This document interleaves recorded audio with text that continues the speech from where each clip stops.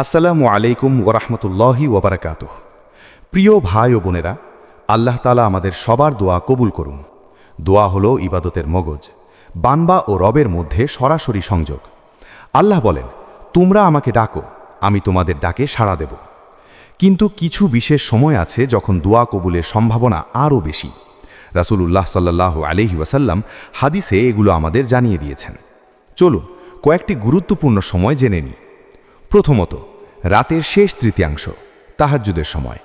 এই সময় আল্লাহ দুনিয়ার আকাশে নেমে আসেন এবং বলেন, কে আমার কাছে দোয়া করবে, আমি কবুল করব। এটি দোয়া কবুলের সবচেয়ে মূল্যবান সময়। দ্বিতীয়ত, সিজদার সময়। নামাজে সিজদায় বান্দা আল্লাহর সবচেয়ে কাছে থাকে, তাই সিজদায় বেশি বেশি দোয়া করুন। তৃতীয়ত, আজান ও ইকামতের মধ্যবর্তী সময় এবং বৃষ্টি পড়ার সময়।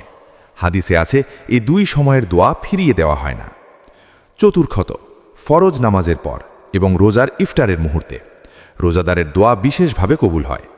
পঞ্চমত, জুমার দিনে, বিশেষ করে আসরের পর থেকে সূর্যাস্তে আগ পর্যন্ত একটি মুহূর্ত আছে যখন দোয়া অবশ্যই কবুল হয়। ভাই ও বোনেরা, এইসব সময় আন্তরিকভাবে দৃঢ় বিশ্বাস নিয়ে দোয়া করুন। হালাল রিজিক খান, গুনাহ থেকে বাঁচুন এবং ধৈর্য ধরুন। আল্লাহ অবশ্যই সাড়া দেবেন। আল্লাহ আমাদের সবাইকে এই সময়গুলো কাজে লাগানোর তৌফিক দিন। আমিন। ওয়া আসসালামু আলাইকুম ওয়া রাহমাতুল্লাহি ওয়া বারাকাতুহু।